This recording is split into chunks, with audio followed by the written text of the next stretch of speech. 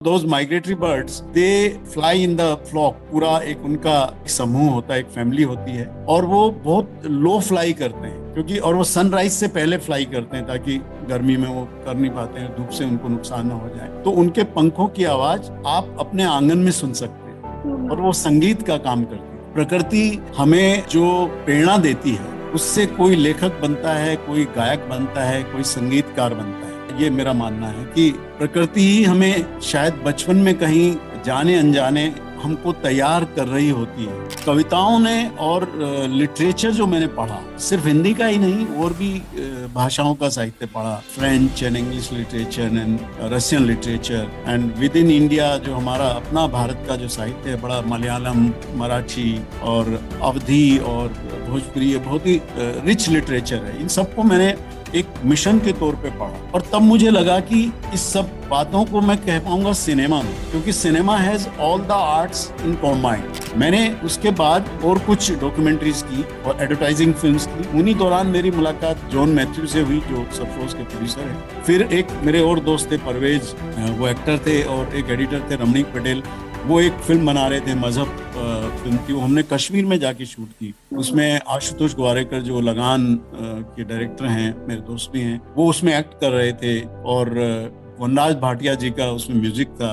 मैंने उसमें एक गाना भी लिखा जो मनाडे साहब ने गाया था, अनुराधा पौडवाल जी ने भी एक गीत गाया था। तो उसका स्टोरी स्क्रीन पे डायलॉग था मेरा उस फिल्म का, और I was chief assistant director also. तो वो एक अलग किस्म का एक्सपीरियंस था, मृणालदा, और फिर एक out and out commercial film करना मुंबई में, मजहब नाम से। मृणालदा wanted to shoot Pushkar fair जो होता है, पुष्कर मेला, उसमें कुछ उन्हें सीक्वेंस शूट करनी थी, जिसमें असिस्टेंट की जरूरत नहीं थी, और एक बहुत छोटी यूनिट लेके जाना था कि एज इट इज इतना बड़ा मेला होता है, और एक्टर्स को लेके जाना। तो ब्रेक मिला, तो उस वक्त मैं हमारे जेनेसिस में एक ऊंट को सप्लाई करने वाला एक आदमी था, और एक सांप सप्लाई करता था। वो सांप भी मैं हैंडल करता था, फिल्म में सांप आता है, और ऊंट वाले से भी मेरी दोस्ती थी, मैं राजस्थानी बोलता था। मैं कास्टिंग डायरेक्टर भी था फिल्म के लिए। जो मैंने कास्टिंग की, बहुत लोगों की कास्टिंग की थी, मगर एक कास्टिंग बहुत इंपॉर्टेंट है जिसके लिए आई am very proud of it. और जब भी उस एक्टर को अब कुछ काम, वो इतने बड़े एक्टर हैं, कुछ काम मिलता है, तो मुझे कुछ एक्स्ट्रा खुशी होती है। उनका नाम है नवाजुद्दीन सिद्दीकी। सरफरोश में याद है, आसमान में एक छोटा सा उनका रोल है, और वो ओरिजिनल हमारी कहानी और स्क्रिप्ट में था भी नहीं। आपने बात की थी कि कैसे कोई कहाँ पहुंच जाता है। मैंने मृणालदा की फिल्म देखी थी, और मृणालदा के सपना था कि मृणालदा के साथ काम करूं, फिर किया। नवाज मुजफ्फरनगर के पास उसका छोटा सा जगह है जहाँ का रहने वाला है, और एनएसडी उसने किया था, लेकिन दिल्ली से थिएटर करके मुंबई आकर उसे कोई काम इतना मिल नहीं रहा। वो कैरेक्टर फिल्म में था भी नहीं। 3 सीन सरफरोश में हमने बाद में लिखे। मैंने लिखा, जॉन को सुनाया, आमिर साहब को सुनाया, और फिर मैं किसी एक दूसरे एक्टर को ले रहा था। वो एक्टर कहीं बाहर गया हुआ था, फिर नवाज आया। जो यंग लोग हैं, जो नए लोग हैं, फिल्म इंडस्ट्री में आना चाहते हैं एज अ राइटर या फिर किसी अदर चीज के लिए, तो सबसे जरूरी चीज जो उनको ध्यान रखनी चाहिए स्टार्ट करने से पहले, वो क्या एडवाइस आप उनको देना चाहेंगे? तो पूजा टॉक शो, और इतने शॉर्ट नोटिस पे आपने मेरा एक्सेप्ट किया इनवाइट, उसके लिए थैंक यू सो मच। और मुझे बहुत ही अच्छा लग रहा है, लाइक सरफरोश एक one of the favourite movie रही है मेरी, सरफरोश और कयामत। कयामत तो लाइक पहले देखा था मैंने, इंग्लिश मूवी, तो I like relate with that. But Sarfarosh was like one of my favourite, because उस समय मैं बहुत ही छोटी थी, लाइक आई थिंक 6 और 7 क्लास में थी, and Aamir Khan was my favourite hero. तो like it was a very good movie, और जरूर मतलब मुझे नहीं लगा था कि कभी मैं बात कर पाऊंगी, लाइक कभी ऐसा भी दिन आएगा। लेकिन thank you so much sir, like आप आए और इतने शॉर्ट नोटिस पे आपने एक्सेप्ट किया। तो कैसा लग रहा है सर आपको पूजा टॉक शो में आके? बहुत अच्छा लग रहा है। एक तो I have a soft corner for the city you belong to, Prayagraj, Allahabad. मैं उस शहर के बारे में बहुत कुछ जानता भी हूँ, और मैं चाहता भी था कि उन सब लोगों से भी जुड़ूं जो आपका शो देखते हैं, और जो वहाँ रहकर आप इतना सब काम करती हैं। तो it gives me also an opportunity to connect with the people. हालांकि मेरा स्टाफ और मेरी वाइफ जनरली मुझे इसके लिए उनकी शिकायत रहती है कि मैं ज़्यादातर लोगों से मिलता नहीं हूँ एंड आई एम लिटिल शाई एंड इंट्रोवर्ट।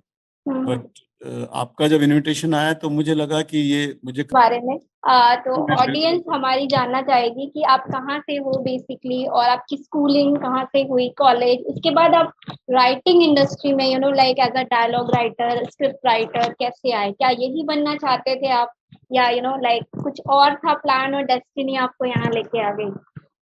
जी, मैं आपके इसमें बहुत सारे सवाल हैं। जी। तो मैं कोशिश करूंगा कि हर सवाल का जवाब दूं, और जिस जिस तरह से आपने पूछे उसी तरह से जवाब दूं। I was born in village Patoda, it's in Jhajjar district of Haryana. ये मुझे देख के कोई कह नहीं पाता है कि मैं हरियाणा का हूँ। और वो इतना अच्छा गांव था, बचपन इतना अच्छा था कि मैं बचपन में लोग हाइड एंड सीक खेलते हैं, जिसे आइस पाइस भी कहते हैं, छुपम छुपाई भी कहते हैं।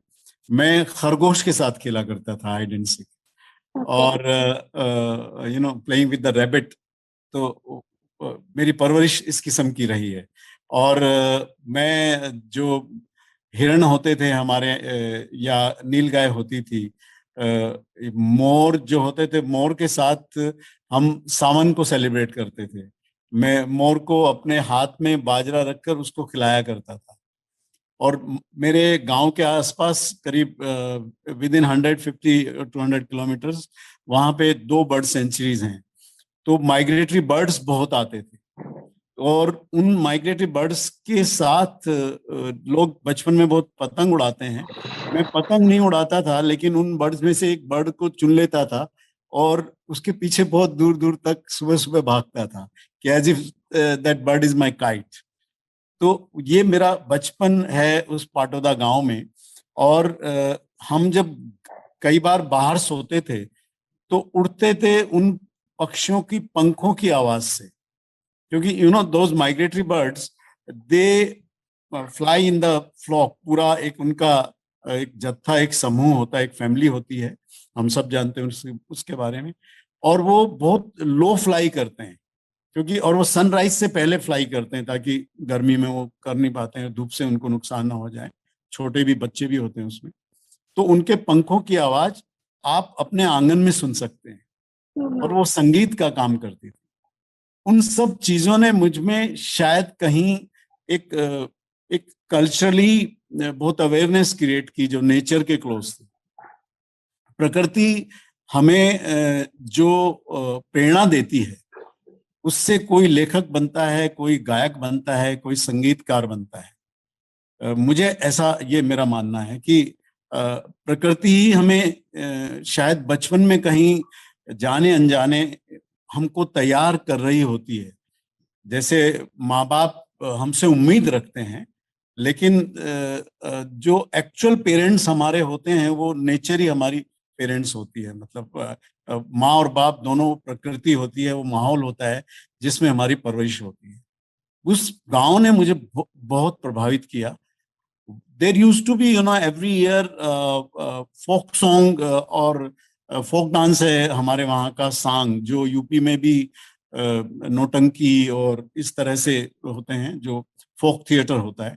वो जब आते थे तो मैं चोरी छिपे जाता था और उनके साथ पार्टिसिपेट करता था, उनसे सीखा करता था बहुत छोटा। और घर के लोग मुझे ढूंढा करते थे कि मैं कहाँ हूँ, and I used to learn from there. तो वहां से वो जर्नी शुरू हुई लिखने की और एक्ट करने की।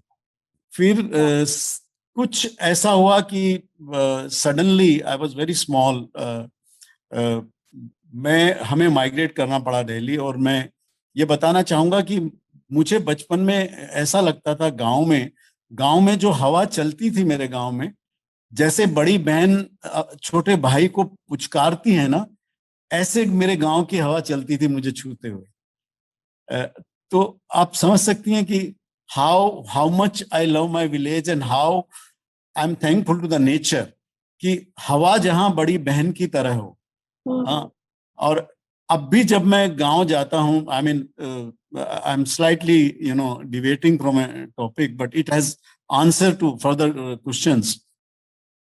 अभी कोविड में तो ऑक्सीजन का बहुत क्राइसिस हुआ और बहुत देश ने और बहुत लोगों ने उसको झेला और बहुत लोग उसके शिकार हुए। पर सच मानिए, मुझे ऑक्सीजन की जरूरत जो है वो अक्सर पड़ती है, और मैं जब मौका मिलता है अपने गांव चला जाता हूं और अपने गांव के पेड़ों से लिपटकर एक वक्त बिताता हूं। एंड उसमें उस उस वक्त में मुझे जो ऑक्सीजन मिलती है, उससे फिर मैं रेस्ट ऑफ द टाइम और rest of the year survive करता हूं। So that work as an oxygen, as an inspiration, it gives me strength to do whatever I want to do in my life and whatever I want to achieve. So after that village, that strength of that village, though I never wanted to come to Delhi, but Delhi में हमारा घर था और पिताजी वहाँ service करते थे, grandfather रहते थे। हम दिल्ली आ गए और दिल्ली में एक जो सामान्य स्कूल होते हैं सरकार के, गवर्नमेंट स्कूल, उसमें मेरी रेस्ट ऑफ द एजुकेशन हुई। बाद में मैं दिल्ली यूनिवर्सिटी में रामजस कॉलेज में मैंने एडमिशन लिया, और ये जो भी कुछ अब मैं बना, वो शेप, मतलब जड़ें तो गांव में थी, लेकिन वो पौधा खिलना शुरू हुआ रामजस कॉलेज दिल्ली यूनिवर्सिटी में। जैसे अगर आपने सरसों का मेरा ख्याल है कुछ लोगों ने जरूर देखा होगा, सरसों का जो छोटा पौधा होता है, हरा पौधा, वो थोड़ा सा ऐसा होता है कि आप हाथ लगाएं तो हाथ को हल्का सा वो कांटे जैसा लगता है, लेकिन कोई नहीं जानता कि बाद में बड़ा होके उस पे पीले फूल खिलेंगे। और सरसों के पीले खेत तो इतने रोमांटिसाइज हुए हैं हमारे, इतने मूवीज में गाने पिक्चराइज हुए हैं। और मतलब रामजस कॉलेज ने मुझे वो किया कि मैं सरसों का एक पौधा था उस गांव में कल्चरली। और उस दौरान मैंने कुछ फिल्में देखी, had not seen movies before, like एक या दो फिल्म देखी होगी जब गांव से आते थे।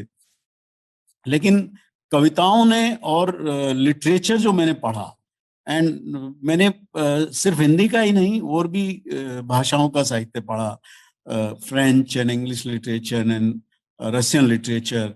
एंड विद इन इंडिया जो हमारा अपना भारत का जो साहित्य है, बड़ा मलयालम, मराठी और अवधी और भोजपुरी, ये बहुत ही रिच लिटरेचर है। इन सबको मैंने एक मिशन के तौर पे पढ़ा, और तब मुझे लगा कि इस सब बातों को मैं कह पाऊंगा सिनेमा में, क्योंकि cinema has all the arts in combined, like you know, संगीत भी है, साहित्य भी है, कैमरा भी है, पेंटिंग भी है। That is how I decided during my college days I must go to Mumbai, or I must go to FTI actually, Film Institute, to make films. लेकिन हुआ ये कि मैं कॉलेज बस पास आउट ही हो रहा था कि मेरे फादर की सडनली डेथ हो गई। तो FTI में जो मैंने अप्लाई किया था, फिर मैं डायरेक्शन कोर्स करने जा नहीं सका और मैं फिर मुंबई आ गया। And am I going in a right direction? Am I answering your all questions which you had asked? Yes, sir. Okay. तो please feel free to any further question which comes to mind. तो मैं उसके बाद मुंबई आया, तो यहाँ मैंने आकर जो मैं दिल्ली में करता था अखबारों के लिए फ्रीलांसिंग, यू नो, लेख लिखना और थोड़ा जर्नलिज्म करना, थिएटर करना, वहाँ की रेपर्टरी में एक्टर भी था मैं, स्ट्रीट प्ले भी करता था। मैंने यहाँ आके देखा कि यहाँ बहुत कम वो संभव है। So I started writing for documentaries and little bit advertising films. फिर उन दिनों कुछ डॉक्यूमेंट्रीज की मैंने, और सबसे अच्छा जो मेरे काम मिला और जो पहला, which is my first feature film, is genesis. वो मृणाल सेन साहब की फिल्म थी, और उसमें मुझे इंट्रोड्यूस कराया, हिंदी के बहुत बड़े पत्रकार हुए हैं सुरेंद्र प्रताप सिंह, SP सिंह नाम से उन्हें जानते थे। In fact he is the one who started आज तक चैनल। आज तक चैनल ही उन्होंने शुरू किया था। तो सुरेंद्र जी ने मुझे इंट्रोड्यूस करा दिया मृणाल दा से, मृणाल सिंह, मैं उन्हें मृणाल दा ही कहता हूँ। ही वाज माय गुरु। मेरी पहली फिल्म मैंने उनके साथ, मैं असिस्टेंट डायरेक्टर था और मैंने उसके डायलॉग्स लिखे सुरेंद्र प्रताप सिंह जी के साथ। उसमें नसीर भाई थे, यानी नसीरुद्दीन शाह, ओम भाई थे, ओमपुरी जी और शबाना जी, और दिल्ली के जो एक्टर हैं MK रैना जी थे उसमें। पंडित रवि शंकर जी का संगीत था उसमें। और वो इंडिया की पहली, it was a Indo French collaboration. वो पहली फिल्म है जो डब नहीं की गई थी। अभी आजकल सिंग साउंड होता है, लोकेशन पे साउंड होता है। वो पहली फिल्म थी and we shot it at Indo Pak border near Jaisalmer. Okay. उस एक्सपीरियंस ने, बिकॉज द एंटायर यूनिट इधर वाज फ्रॉम बंगाल और was from France and international unit थी। तो मेरा पहली फिल्म का एक्सपोजर ही बड़ा इंटरनेशनल रहा। और काम भी मैं ऐसे महान अभिनेताओं के साथ कर रहा था कि मुझे बहुत कुछ सीखने को मिला। और मृणाल दास से बहुत सीखने को मिला मुझे।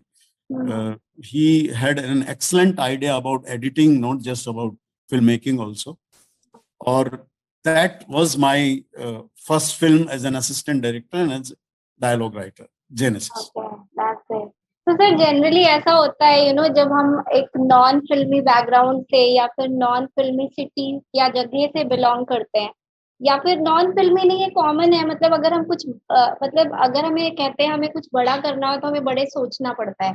एक थॉट प्रोसेस, मतलब आपने जब, क्योंकि अगर आपको राइटर बनना था तो राइटर मतलब बहुत सारे नीश है राइटर बनने के लिए। आप बुक्स लिख सकते थे, पोएट्री कर सकते थे, बहुत सारी चीजें। तो आपने जरूर, आपके माइंड में आया होगा कि I will one day I will write for the Bollywood films. Okay. और डेफिनेटली जब आपने आपका करियर शुरू किया तब वो दौर था, मतलब इतना पॉपुलर नहीं था, मतलब लोगों को लगता नहीं था कि मतलब एक कॉमन आदमी भी वहां जा सकता है। ओके। इतना रियलिटी शो और इतना ज्यादा, मतलब लोग उसके लिए इतना अट्रैक्टेड नहीं थे, या फिर कह सकते हैं। तो कैसा था आपके आसपास वालों का रिएक्शन? क्योंकि मुझे याद है सर, लाइक अभी इतना आसान है सब कुछ, मतलब करना, और इतना मतलब आसान की मतलब कि रीचेबल है। लाइक लोग कहते हैं कि भाव देते हैं बॉलीवुड या फिर सिंगर बनना है तो उनको लगता है। तो मुझे याद है सर, जब लास्ट ईयर मैंने सितंबर में ये टॉक शो शुरू किया था, एंड इवन माय सिटी, जब मैं बोलती थी कि एक दिन ऐसा आएगा जब लाइक बड़े बड़े सेलिब्रिटीज आएंगे और मैं उनसे बात करूंगी। सो एक ड्रीम होता है सर, लाइक एक माइंड सेट रखना पड़ता है आपको कि हाँ मुझे वहां काम करना है पहले। तो ये आप I tell you one example what you are saying. मैंने मृणाल सेन साहब की एक फिल्म देखी थी, मृग्या नाम था, जो मिठुन चक्रवर्ती साहब की पहली फिल्म है और मृणाल दा ने उन्हें ब्रेक दिया था। तो दूसरी फिल्म देखी मैंने उनकी, एक दिन प्रतिदिन और खारिज, और 3 फिल्में एक साथ देखी। फेस्टिवल था दिल्ली में, और सफदर हाशमी साहब थे जो बहुत बड़े प्ले राइट हुए हैं। उन्होंने एक festival, he used to work for West Bengal government that time, PRO थे शायद वो, तो उन्होंने फेस्टिवल रखा था, उसमें देखा। तो मैंने बाहर आके अपने एक दोस्त को कहा कि मैं इस डायरेक्टर के साथ काम करना चाहता हूँ, I want to assist Mrinal.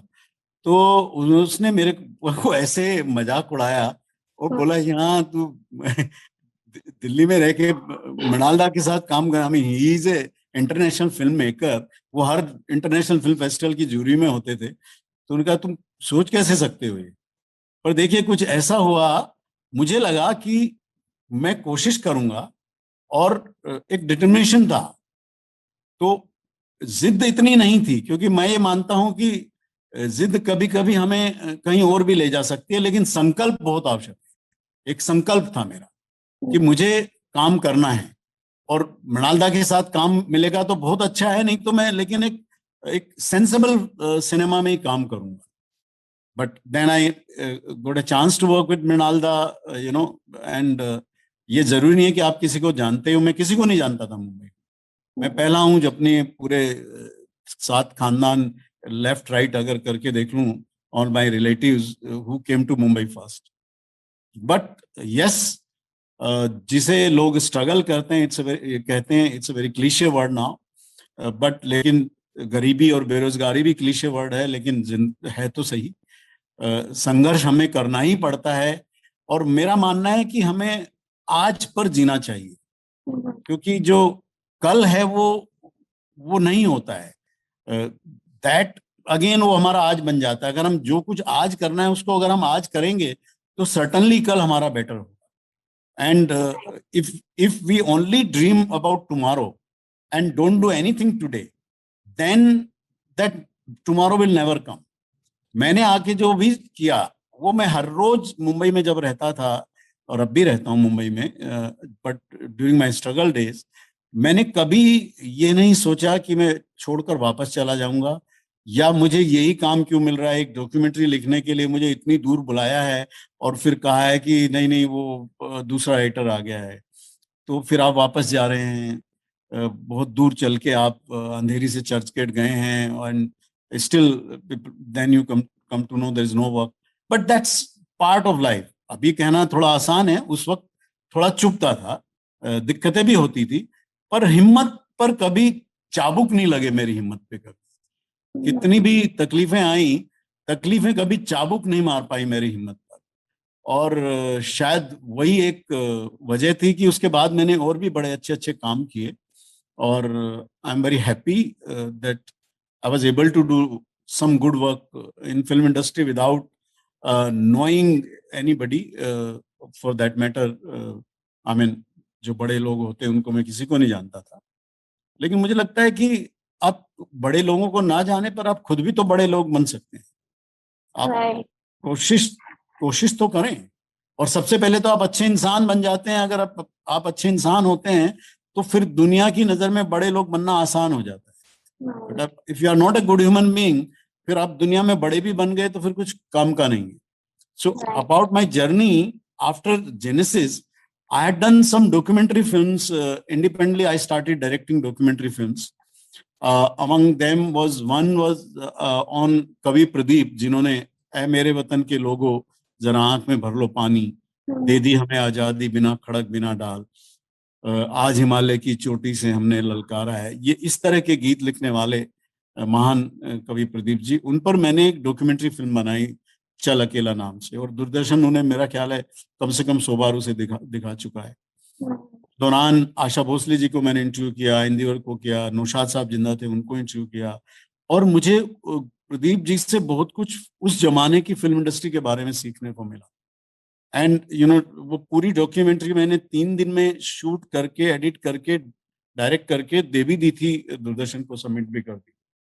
And it has brought lot of good work to me, that documentary. But मेरा जो दिमाग में और जो दिल में अरमान था कि मुझे बड़ी फिल्में करनी है, मेन स्ट्रीम फिल्में भी करनी है, मैं थोड़ा बॉलीवुड कहने से परहेज करता हूँ।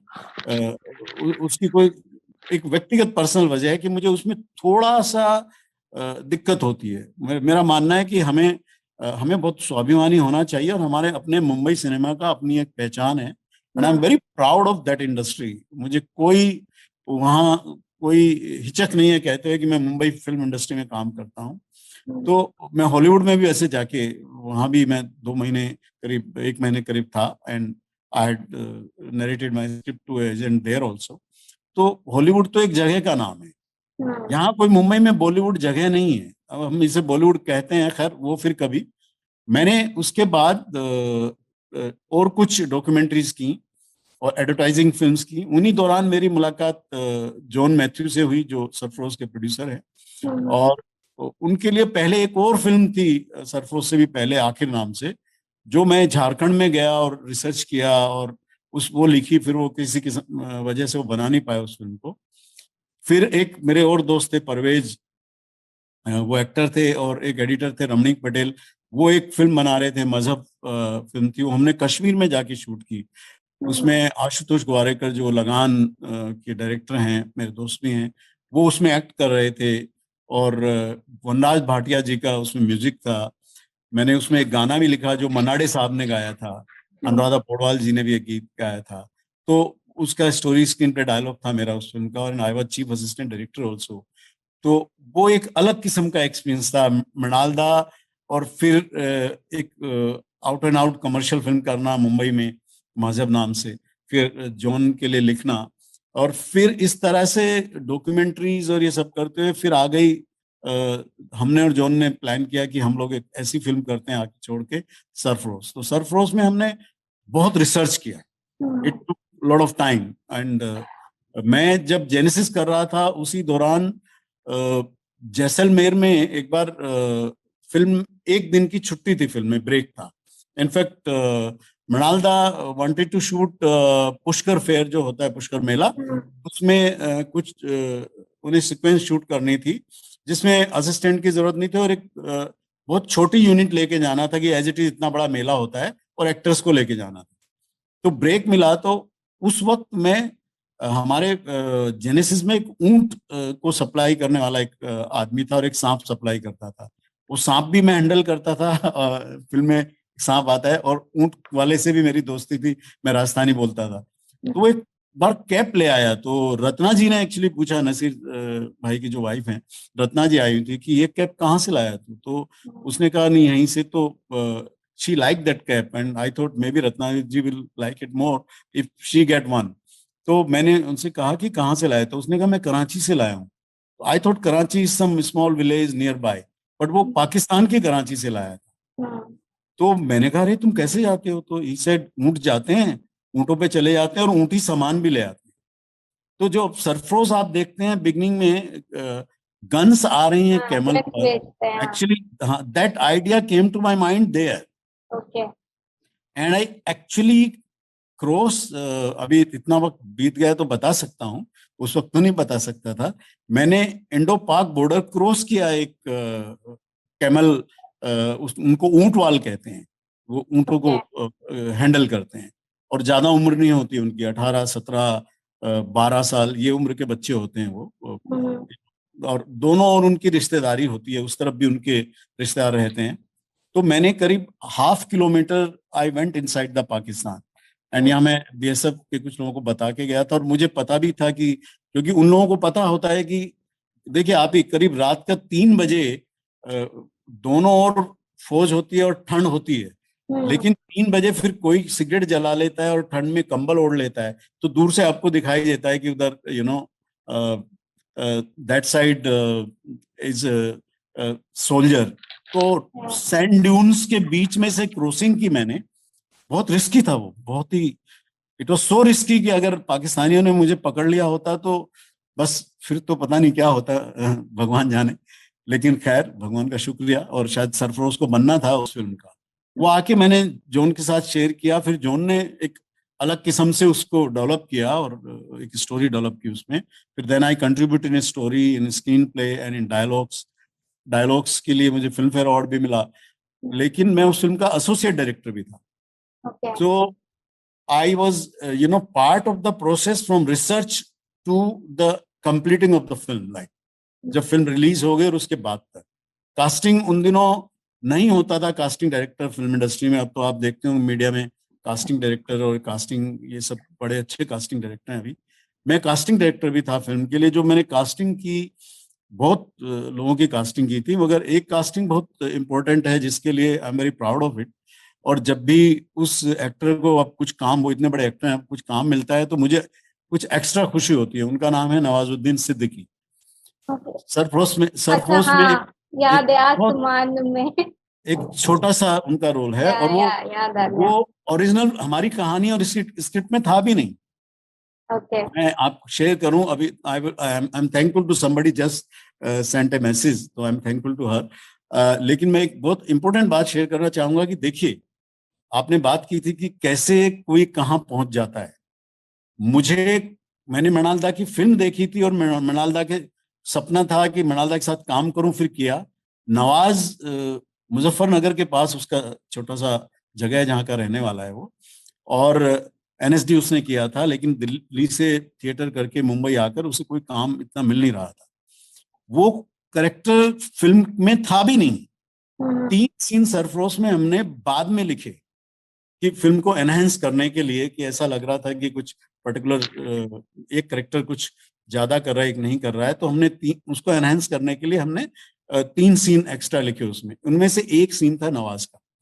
मैंने लिखा, जॉन को सुनाया, आमिर साहब को सुनाया, और फिर मैं किसी एक दूसरे एक्टर को ले रहा था। वो एक्टर कहीं बाहर गया हुआ था, फिर नवाज आया, तो मैंने नवाज को सीन पूरा सुनाया। मैंने कहा नवाज, सेट पे तुमको डायरेक्टर साहब भी डायरेक्ट करेंगे, और भी लोग, आप कोई नया आ जाता है तो लोग गाइड करते हैं, मगर मैं जैसे तुम्हें पढ़ के अभी सुना रहा हूं, आप एग्जैक्टली ऐसे ही फिल्म में बोलना, नहीं तो ये फिल्म में एडिट भी हो सकता है इसमें। उसको मैंने बताया नहीं था कि ये सीन आमिर खान साहब के साथ। उसने कहा दादा, हाँ वो मुझे दादा कहता है Nawaz, it's he called me, treat me as elder brother. तो उसने कहा नहीं दादा मैं ऐसा ही करूंगा, और नवाज ने आया और नवाज ने बहुत अच्छा किया। तो आई एम वेरी प्राउड जब भी नवाज कुछ करता है, और वो उसको उसकी wherever he is today is because of his talent. इसलिए नहीं कि मैंने उसको एक छोटा रोल दे दिया था, वो मैं एक जरिया था, माध्यम बना। लेकिन मुझे बहुत खुशी होती है क्योंकि टैलेंट है, प्रतिभा है, और वो किसी को नहीं जानता था, एंड अब वो है जिसे हर कोई जानता है। So that Sarfarosh has many stories. आपका प्रोग्राम छोटा पड़ जाएगा, लेकिन यार ये सर एक्चुअली बहुत कुछ पूछना भी है मुझे। और सर एक जी चीज और बता रही हूँ, ये जूम मेरा पेड वर्जन नहीं है, so like it will disconnect in 10 minutes, then अगर हमारा ओके, शो खत्म नहीं हो तो वी विल रीजॉइन। हाँ प्लीज टेल मी, या तो आस्क सर, आस्क मी। तो राइटर सर, राइटिंग मतलब एक बहुत बड़ा टास्क है, वो भी मूवी के लिए पूरी स्टोरी लिखना। तो कैसे इंस्पिरेशन, जैसे कि आपने बोला कि आप उस मेले में गए थे, फिर आपने वो प्रोसेस देखा, पूरी पूरी कहानी फिर। अगर पुलिस ऑफिसर होता है तो वो सब कर पाता है, लेकिन जब बैकग्राउंड में पुलिस आती है तो लेट आता हम्म। है। एक्चुअली आप देखिए, मैं बाकियों के बारे में मैं नहीं बोल सकता हूँ, लेकिन जो पुलिस की फिल्म मैंने जिसका हिस्सा था मैं, सरफरोश, उस मैंने आमिर साहब को एक बार करीब 15 से 16 रियल आईपीएस ऑफिसर से मिलवाया दिल्ली में। हम्म। अ, कुछ मेरे दोस्त थे, और इनफैक्ट सोनाली जी भी थी आमिर साहब और सोनाली जी को मैं एक टी पे ले गया था, जो दिल्ली पुलिस के एक ऑफिसर मैस में थी। और उसके अलावा इंडिविजुअली भी आमिर साहब को बहुत सारे पुलिस ऑफिसर्स से मिलाए थे, हम लोगों ने मिलवाया था, और रिसर्च भी किया था। तो ये हमें पता था कि पुलिस ऑफिसर्स क्या करते हैं, और वो जैसे इंसान हर किस्म के होते हैं एक ही घर में। अब तो ये भी कहा जाता है कि one hour hand is David and one is devil.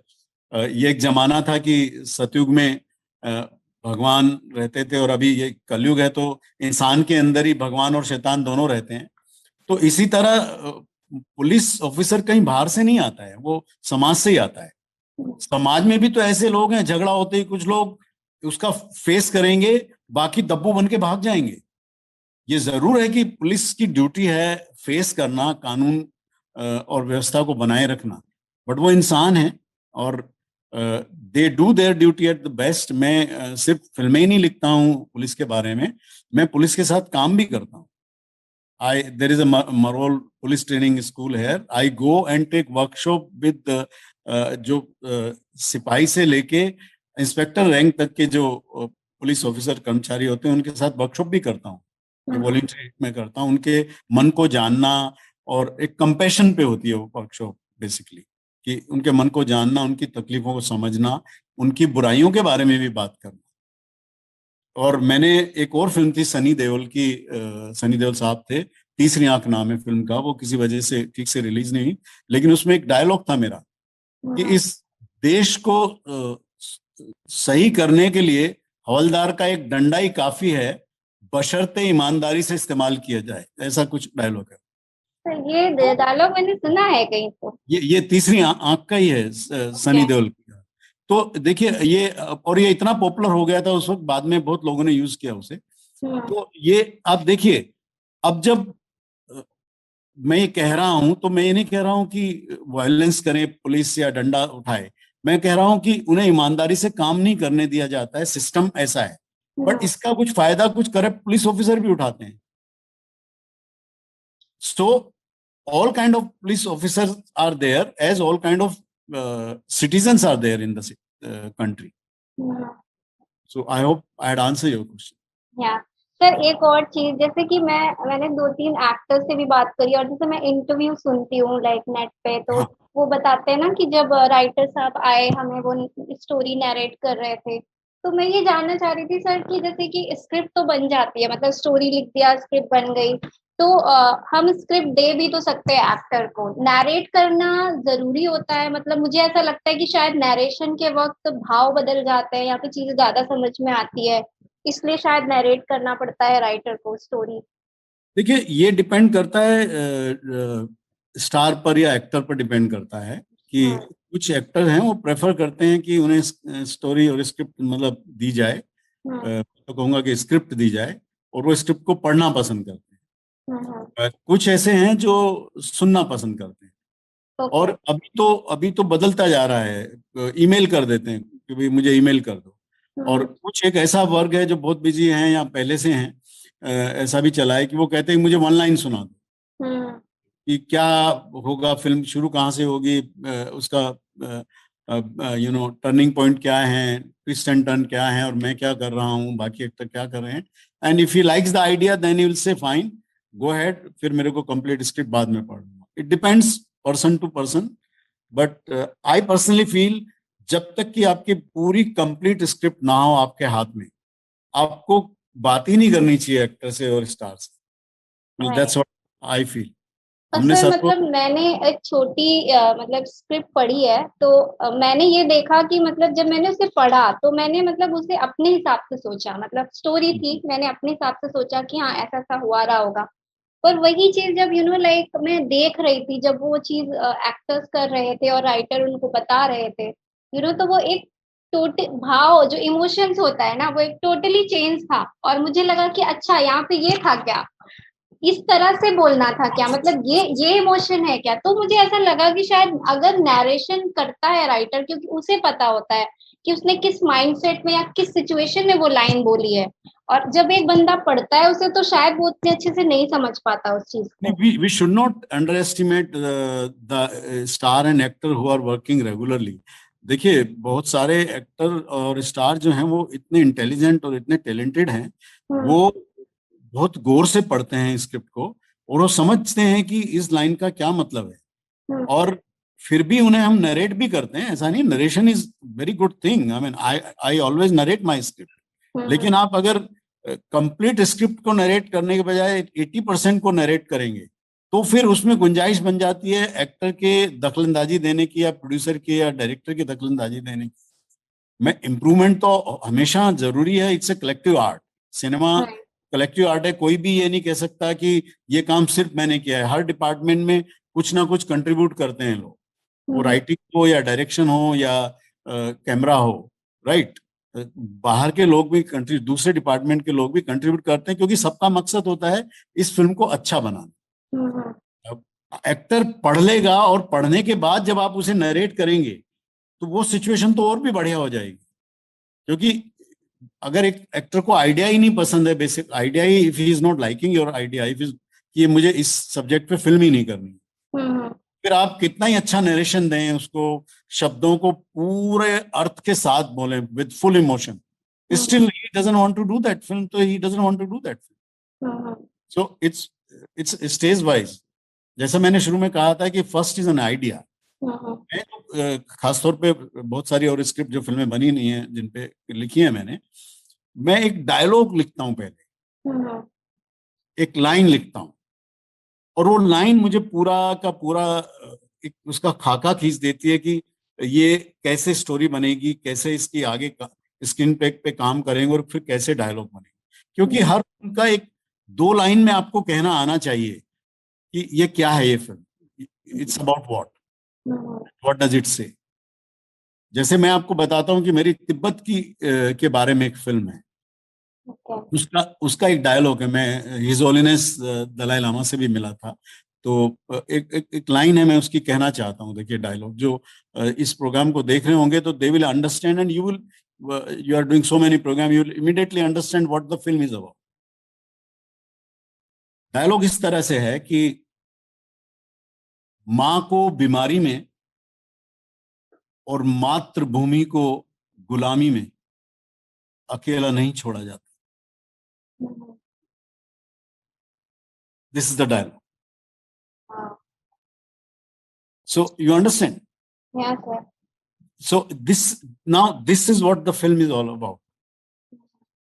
इसी तरह एक मेरी दूसरी फिल्म है, उसका देखिए एक डायलॉग है जो इस तरह से है, वो क्योंकि वो करेक्टर ऐसा है, ऐसा नहीं कि मैं जो thank you Iyer ji, thank you so much, message आया उन्हें अच्छा लगा है डायलॉग। हाँ, वो दूसरा डायलॉग ये है, वो ये है, देखिए वो अलग किस्म का सब्जेक्ट है। आदमी हो तो बदला लो, गाय हो तो दूध दे। अब this is a complete script. देखिए गाय, देखिए उसका बच्चा दूर दूर होता है, वो फिर भी दूध देती है, गौ माता है, हमारे लिए तो बहुत ही पूजनीय है वो। अ, अ, लेकिन इंसान को गौ नहीं बन जाना चाहिए। और I am not propagating that revenge one should take. मैं इनफैक्ट रिवेंज के बहुत खिलाफ हूं। मेरा मानना है कि बदला जो है वो बेसिकली, आप जब भी आप बदला गन से लेते हैं तो मरता जरूर दुश्मन है, घायल आप भी होते हैं। इसलिए मैं कहता हूं गन से नहीं, बदला ज्ञान से लो। तो that's what my thinking is. लेकिन जब आप एक स्क्रिप्ट पे और एक आइडिया पे काम करते हैं तो उस करेक्टर का डायलॉग बोल रहे होते हैं, आप अपना नहीं बोल रहे होते हैं। व्हाट, आप जो इंसान हैं आप वो नहीं। तो this this dialogue which I just told you about that, आदमी हो तो बदला लो, गाय हो तो दूध दो, ये मेरे करेक्टर का डायलॉग है। This is not what I believe in. मैं तो ये मानता हूं कि बदला शब्द ही नहीं रहना चाहिए, इंसानों को बदला नहीं लेना चाहिए। विचार मतलब तलवार से ना मारा जाए। That's what I feel. तो this is how I work. Okay, that's great. I मतलब, एंड ये सब मेरे रिसर्च के साथ फिर इन डायलॉग्स में रिसर्च आता है, स्टोरी होती है, स्क्रीन पे होता है। And I bounce on, I have a selective group of people. और मुझे सबसे अच्छे लोग वो लगते हैं जो मेरी लिखी हुई चीज की धज्जियां उड़ाते हैं कि बकवास लिखा है तुमने, क्योंकि उनसे मुझे सीखने को मिलता है। और जब अच्छा होता है वो कहते हैं बड़ा अच्छा लिखा है, क्योंकि वो ऑनेस्ट और जो ईमानदारी से रिएक्ट करते हैं। और मेरा मानना है हर राइटर को अपने आसपास ऐसे लोगों को, उन ईमानदार लोगों को जरूर रखना चाहिए जो उनको ऑनेस्ट रिएक्शन दें। फिल्मी महफिल में या राजनीतिक दल के कार्यकर्ता में तो नेता के हर काम को सब लोग वाह वाह करते हैं। फिल्म सिटिंग में अगर बड़े राइटर हैं या आप हीरो हैं तो सब कहें great sir great. But there are people who tell you no, this is not working, this is not, I am not convince about it. And I have people from, ये एक किसान से लेके और बहुत बड़े नेता और अभिनेता तक उस सर्कल में होते हैं, मैं उन सबको बाउंस करता हूँ। तो people from different walks of life, and that is how you make a film. मेरा मानना है जब आप ये सब कोशिश करते हैं तो वो चाहे फिल्म लव स्टोरी हो या टेररिज्म हो, that film will work because you have already tested in A lab, जो लैब जो दर्शकों की लैब है, जो उसको देखते हैं, आपने उनके साथ चेक किया और पता चला है कि उनको क्या अच्छा लगा। तो सर, सरफरोश मूवी अगर मैं बोलूँ तो बहुत ही ज्यादा बैलेंस मूवी थी। मतलब उसमें हर तरह के इमोशंस हैं। मतलब पेट्रियोटिक तो है ही, और उसके बाद रोमांस डाला गया है उसमें, फिर थोड़ी बीच बीच में कॉमेडी डाली गई है, और बहुत ही बैलेंस और बहुत ही अच्छी। उसमें दो तीन कैरेक्टर थे जो, मतलब आमिर खान के अलावा दो तीन कैरेक्टर ऐसे थे जो कि अगर शायद वो नहीं होते तो मूवी बनती ही नहीं या फिर एग्जिस्ट नहीं करती। जैसे नासिरुद्दीन शाह का जो रोल था, और मिर्ची सेठ का जो रोल था, और ये जो दूसरा, हाँ, इंस्पेक्टर सलीम, इनका, ये तीनों बहुत ही मेन कैरेक्टर थे उस मूवी के। जी बिल्कुल। मैं आपको सच बताऊं, मैंने जो ये फिल्म की उसके जो कारण बहुत थे, पर एक कारण ये भी था, character inspector Salim and actor Aamir Khan. क्योंकि मैं दूसरे बड़े स्टार के साथ उस वक्त बड़ा अनकंफर्टेबल था। I mean I was no one, but still I wasn't comfortable to work with them. तो मेरा ये भी कहना है राइटर्स से कि आपको इतना चूजी भी होना चाहिए कि आपको पता होना चाहिए कि आपका काम ऐसे ही एक्टर के साथ कीजिए जो आपके काम को समझ सके और आप कंफर्टेबल हो। उस दूसरे एक्टर के साथ जो उसको समझे वैसा काम कीजिए। इंस्पेक्टर सलीम का कैरेक्टर मेरा पसंदीदा कैरेक्टर है, और मेरे लिए बहुत सारे डायलॉग, 10 नहीं 10,000 सलीम मिलेंगे अगर भरोसा करोगे। बहुत सारे डायलॉग फेमस डायलॉग है। और वो मेरे बहुत अच्छे दोस्त हैं, मुकेश ऋषि जी। इनफैक्ट जिन्होंने किया है, मुकेश ऋषि बहुत अच्छे दोस्त हैं। एंड आई एम चाहूंगा आप जिस शहर में हैं, प्रयागराज इलाहाबाद में, उससे एक अलग किस्म का नाता है, और आप हैरान रह जाएंगे कि उसको बहुत कम लोग जानते हैं। जी सर, बताइए सर। मैं बताता हूँ आपको।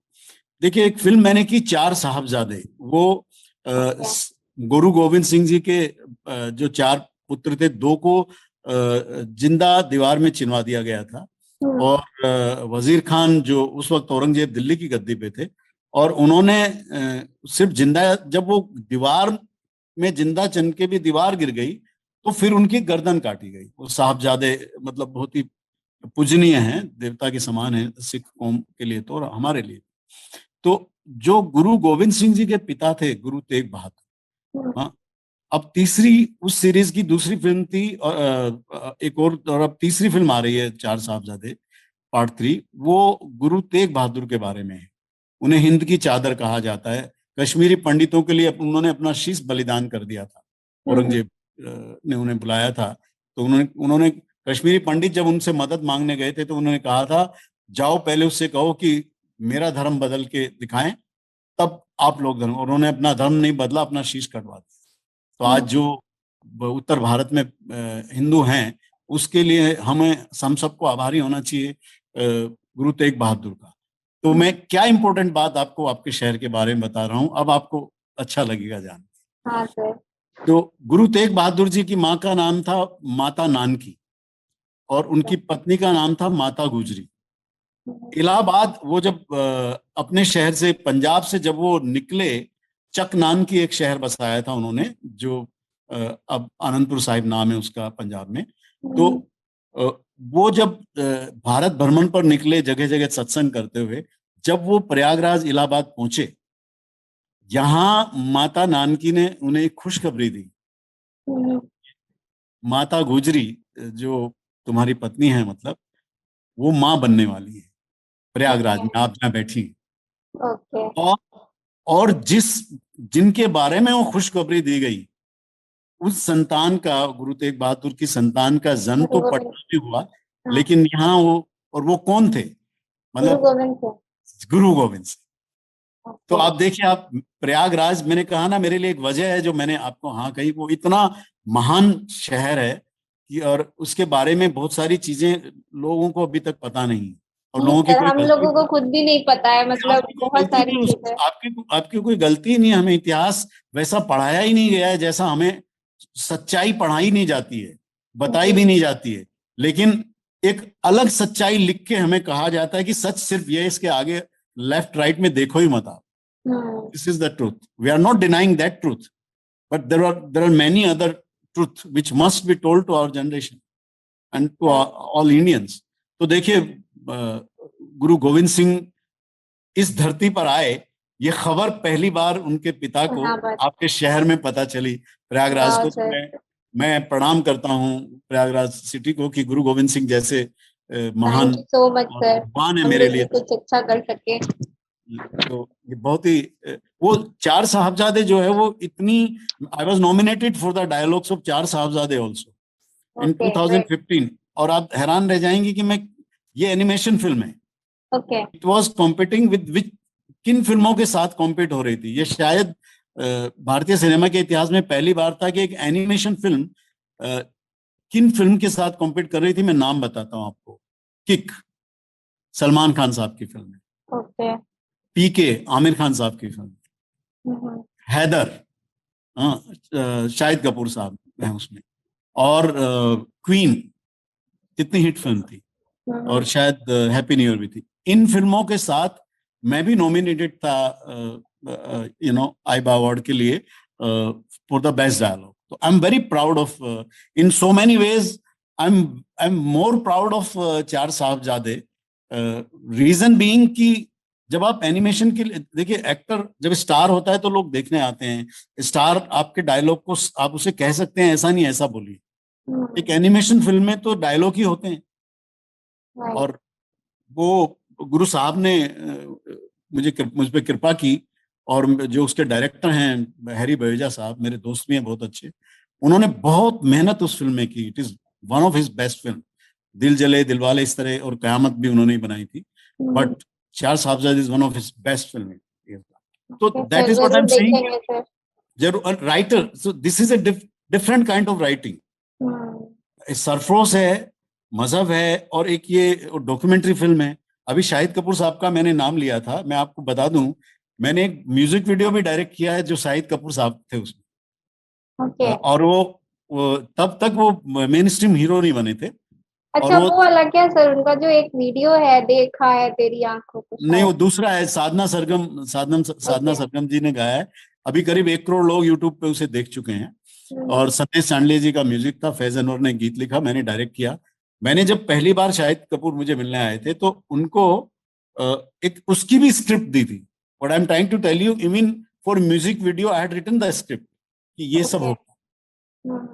So you have to work hard. Whatever you are directing or whatever you are giving to the actor, it should be on paper also and then narrate. Okay. इसलिए मैंने ये सब बातें ग्रेट। जी। तो दैट्स ग्रेट सर। बहुत ही अच्छा लगा sir, और शायद मतलब इतना इंटरेस्टिंग है कि मतलब मैं तो खत्म ही नहीं करने का मन कर रहा है। मेरे पास बहुत सारे सवाल है पूछने को, जी, लेकिन टाइम भी बहुत हो गया है I sir. No, I know. जी। तो सर, द थिंग इज कि बहुत ही अच्छा रहा हमारा शो। और एक लास्ट क्वेश्चन सर अपने लिए पूछना चाहूंगी सर मैं आपसे। और वो ये कि सर मैं अभी इमेज इंडस्ट्री में लाइक कॉस्ट्यूम स्टाइलिंग और ये सारी चीजों में वर्क कर रही हूँ, अभी स्टार्ट कर रही हूँ मतलब। तो मैं ये जानना चाहती हूँ सर कि राइटर जो राइटिंग करता है वो, और कॉस्ट्यूम जो कॉस्ट्यूम डिसाइड करते हैं, राइट? कहते हैं कि स्क्रीन पे जब एक्टर होता है तो कॉस्ट्यूम भी बहुत ज्यादा रोल प्ले करते हैं, उसकी ऑफ कोर्स। कैरेक्टर को डिफाइन करने में। तो जी, एज जी। अ राइटर आप क्या कहना चाहोगे सर कि जो कॉस्ट्यूम उनको कितना मतलब कि समझना चाहिए, मतलब जो सिंक होता है स्क्रिप्ट का और एक कॉस्ट्यूम का, उनको कितने अच्छे से उस स्क्रिप्ट को समझना चाहिए, उस कैरेक्टर को समझना चाहिए करने से पहले? सी, costume is for the character, not for the actor. हम्म। आप जो करेक्टर वो एक्टर प्ले कर रहा है, आप उसकी कॉस्ट्यूम करेंगे। तो राइट। आपको ध्यान में वो करेक्टर रखना चाहिए, ना कि एक्स वाई जेड स्टार इसे प्ले कर रहा है। वो हम्म। तो सिर्फ मेजरमेंट आपको लेना होगा कि it should fit him, what hmm. Ever is physical size is. लेकिन क्या वो कॉस्ट्यूम जो आपकी है, वो जो करेक्टर वो प्ले कर रहे हैं, उस करेक्टर की कॉस्ट्यूम लगेगी? बस that is only the point.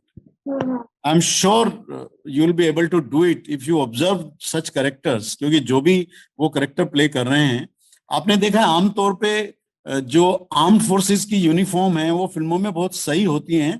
उनमें सिर्फ गलतियां होती हैं, जो बैजेस और हाँ। कलर्स देते राइट। हैं, ब्लंडर्स होते हैं उसमें, यस। ब्लंडर्स होते हैं। हाँ, क्योंकि वो उसमें रिसर्च नहीं करते हैं, कॉस्ट्यूम डिजाइनर या डायरेक्टर साहब उसमें रिसर्च नहीं करते हैं। वो कर्नल और कैप्टन और उसमें इवन फर्क। सर मैंने ऑब्जर्व किया है साइंटिफिक चीजें, जैसे लैब में कुछ चीज दिखाते हैं, मैंने कहाँ तो ऑब्जर्व किया, शायद कोई मूवी थी, साइंस फिक्शन मूवी थी, और वो बंदा रिसर्च कर रहा था वो केमिस्ट्री का, वो माइक्रोस्कोप में देख रहा था, माइक्रोस्कोप में उसने आग भी नहीं लगाई। And basically I am a microbiologist, तो आई वाज थिंकिंग ओ, कि कैसे ऑब्जर्व कर रहा जी, है, ये कौन सा तरीका है? तो वही मतलब ये एक थोड़ी सी मिस्टेक होती है लोगों की रिसर्च में, करेक्ट, करेक्ट। तो ऐसा But करते हैं now, फिर। now a lot of people, now a lot of new writers and directors, they do research and they are very authentic. They try to be very authentic. They are doing a lot of good job now. बहुत नई generation जो आ रही है बहुत अच्छा research कर रही हैं। जो आप देखेंगे day by day Indian film industry में, आप देखेंगे बहुत रियलिज्म आएगा, in spite of it is being a hardcore commercial film. Right. ये हो भी रहा है ऐसा। राइट। सर मैंने तो ये सुना है कि जैसे पुराने ड्रेसेस दिखाने हो तो उसके लिए उनको पहले कपड़े खरीदो, उसके बाद उनको गंदा करो, और उसके बाद जो है एक्टर को पहनाना पड़ता है, ऐसा भी सुना है मैंने। लाइक अगर किसी मजदूर का कैरेक्टर वो प्ले कर रहा है तो जी, ऐसा भी करते हैं, पहले उसको खरीदते हैं, बनाते हैं, उसको गंदा करते हैं, उसके बाद देते हैं कैरेक्टर को पहनने के लिए। नहीं वो रियलिज्म का हिस्सा है, वो प्रोसेस कुछ भी हो, लेकिन हम्म। जब वो पहने उसे तो वो मजदूर की ड्रेस लगे। हाँ। आप उसे पुराना करें या पुरानी खरीदें, या कुछ एक्टर हैं जो मतलब देखिए सरफरोश में मेरी रिस्ट वॉच भी है, एक एक्टर ने पहनी हुई है। हम्म। और मैं ज्यादा और कुछ बोल नहीं सकता हूँ कि ये ठीक नहीं रहेगा। और कई एक्टर इतने ऑथेंटिक होते हैं कि वो अपने करेक्टर को जीते हैं, और हम्म। इसीलिए हम उनको अप्रिशिएट करते हैं, इसीलिए जनता देखने जाती है और बिलीवेबल होता है वो जो कर रहे होते राइट।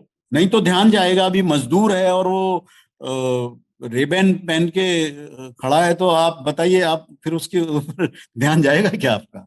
आप बिलीव करेक्ट। ही नहीं करेंगे। वो कितना ही बोले मुझे भूख नहीं लग रही है, तो आप हम्म। बोलेंगे रेबन बेच दे, जाके खा ले। सही बात है। जी। Thank you so much sir. एक लास्ट क्वेश्चन सर इस सेशन का, वो ये कि जो यंग यंग लोग हैं, जो नए लोग हैं, फिल्म इंडस्ट्री में आना चाहते हैं एज अ राइटर या फिर किसी अदर चीज के लिए, तो सबसे जरूरी चीज जो उनको ध्यान रखनी चाहिए स्टार्ट करने से पहले, वो क्या एडवाइस आप उनको देना चाहेंगे? मेरी बहुत सिंपल एडवाइस है। मैंने शुरू में कहा था कि आज को अच्छा करो, अपने आज को, today, start from today, that you want to be that tomorrow. Hmm. और आज जीना बहुत जरूरी है। जीने के लिए मेरा मतलब है आप खुश रहें, हंसें, खुश हैं और एंजॉय करें लाइफ को। और एंजॉय आप जो आप करना चाहते हैं उस काम को करके जो आपको एंजॉयमेंट मिलेगा, वो किसी और चीज से नहीं मिलेगा। And 4 points I follow. सबसे इंपॉर्टेंट चीज है patience. 4 P I follow: patience, passion, and एक भी मेरा अपना जो नाम है पथिक, कि you should be keep on walking towards your goal. गड्ढे होंगे, हर्डल्स होंगी, फेल्योर होंगे, असफलताएं होंगी, लेकिन चलते रहिए। तो ये 3 है। चौथा मैं बताना नहीं चाहूंगा, वो बड़ा ही अलग पॉइंट है। लेकिन पेशेंस होना और पैशन होना और अपने पथ पर चलते रहना, ये 3 पॉइंट्स बहुत जरूरी हैं।